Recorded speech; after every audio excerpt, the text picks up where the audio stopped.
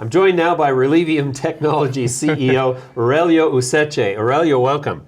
Thank you for having me here. Aurelio, let's start with a quick overview. What is it that Relevium Technologies does? Yeah, so Relevium Technology has two business units. One is a natural product business, and we have 45 products in the market, mainly sold in the United States. Anything from turmerics, omegas, and so on, sold online through our brand Bioganics. Mm-hmm. Through that brand, we are just launching some CBD formulations with our existing formulations into the US market. So that business unit has become very centric around trying to leverage the CBD market in the United States. Mm-hmm. The other company that we have is called Cannabis. Cannabis is a biopharma company, vertically integrated. We have operations in Montreal where we do all the research that we're doing, and it's focused on pediatric applications of cannabinoid formulations. Yes. Interesting. And we have operations in Colombia, so we have a cultivation project in Colombia. We have extraction in Colombia, and more important, we have an entire ecosystem of medical and clinical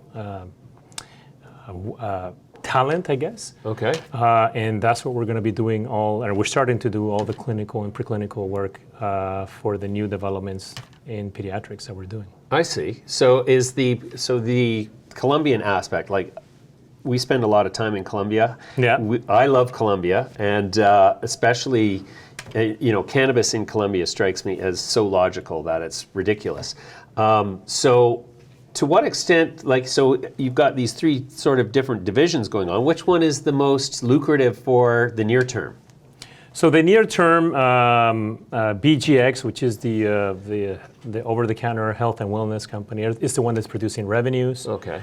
In the company, and we believe that in the short term is the one that is going to drive a little bit of the growth, leveraging CBD in the U.S.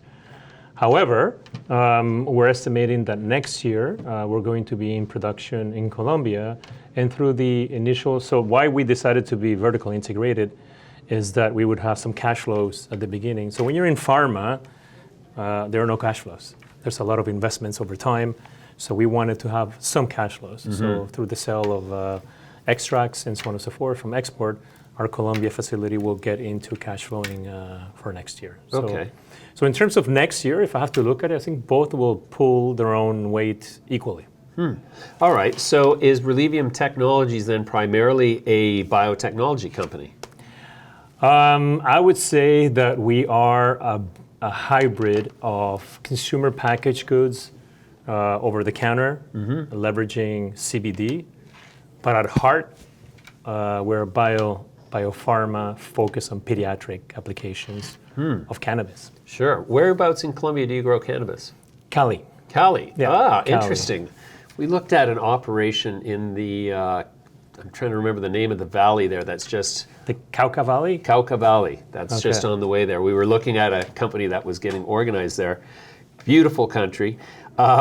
So is the product that you're going to export from Colombia, will that be GMP certified so that you can export to Europe and everything? EU GMP, exactly. EU GMP, absolutely. Wow. It's a must. Yeah, sure. So this is, to me, very intriguing because your focus on pediatric applications for cannabinoids is an area that most people immediately have a cerebral knee-jerk horror to. Absolutely. Like children and drugs, what? Yeah. It's like, no. And I constantly have to remind people that THC generally only becomes psychotropic once you've decarboxylated it at a certain temperature, but the THC acid basically delivers a lot of the medicinal benefits of THC and cannabinoids and doesn't get people high. And some people just can't wrap their heads around that. So THCA is being used right now for hyperactivity, for anything behavioral, and you're right, it just doesn't have a psychoactive effect until it's heated. We are looking at TSX-V for another application. It's a true pharma application, but it's a variant, so it's a little bit more difficult to extract and to control. So Okay. we may have to go non-plant derived. Sure. for So you're that. using the explosion in the cannabis space basically to fund R&D in the pediatric application space. That's sort of one of the philosophies I kind of detect. Correct. And so here's what's interesting. So while the market here has, I don't want to say imploded, but it has imploded. A lot of companies have seen their market valuations drop significantly. We just say it's a discount. Yeah, it's a discount, and I think discount the sale. whole market is shifting from promises and blue sky to actual performance and execution. So I think as we're seeing that, we're seeing investors outside of North America becoming more interested in this market. Case in point, Colombia. Right. So Colombia is a perfect market for us. Why? Because the country has legalized it. They have a legacy that has been very negative in terms of the drug trade and so on and so forth. So a lot of the well-to-do families there did not invest in the cannabis upside. Therefore, for us to be there locally and now driving medicine instead of driving drug trafficking, all that money is up there is very interested Sure. to join us and be part of this project. So we're very excited to be in Colombia, and I think it's going to be something very interesting for the company and obviously for the shareholders. You bet. Are you Colombian? I am Venezuelan. Venezuelan. Yeah. Oh, okay. Interesting. We have so much to talk about outside of this. It's crazy. So when does the Colombian operation start producing a finished product? So we are going into our first commercial grow probably around February or March of next year. Okay. We're going through a process of government validation of our initial pilot, and that takes several months. Sure. So do you have the extraction infrastructure in place at this point, or is that still in progress? We decided not to do it ourselves. So we have a joint venture with an Italian company, and they're going to set up, it's a unique technology. It doesn't use any solvents. So it's not CO2, it's not ethanol, it's not anything that we know. And they're going to set up the equipment, and we're just going to be working on a basis of a royalty.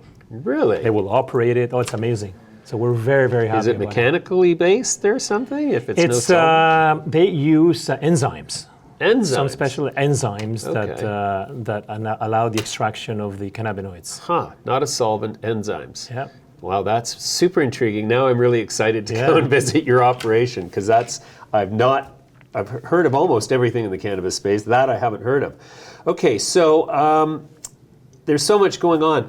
Are you in a position to market your performance-oriented products to Europe at this point with cannabinoids in them? Is that something that's possible given all the regulations?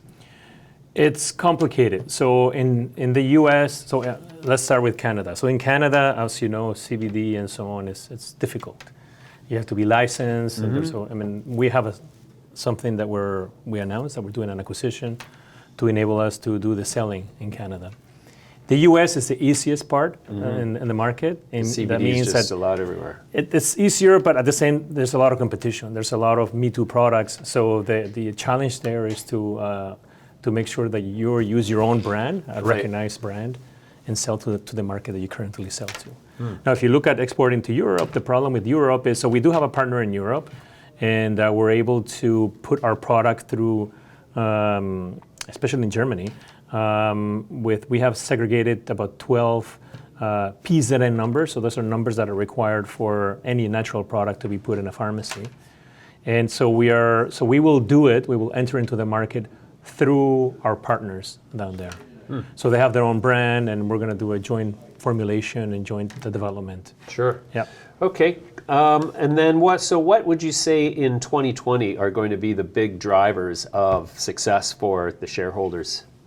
I think we're going to see the area of, so on the over-the-counter side, is going to be some consolidation of our assets. So we have now a manufacturing facility in Montreal that we've been negotiating to acquire, and I think that's going to be instrumental in terms of the cost part and increasing our gross margins. We will see that in place and operating next year. And in terms of biocannabis, I think the initial value driver is going to be the cash flows from exporting extracts, the introduction of patents that we're currently working on, and the beginning of the clinical work that we have set up for 3 projects that we have in Colombia. Okay, great. All right, well, Aurelio, let's leave it there for now, and we'll definitely have you back, and we would like to come and visit your facility in Colombia for sure as well. Anytime. You're more than welcome. All right, we'll leave it there for now. Thanks for joining me today. Thank you very much.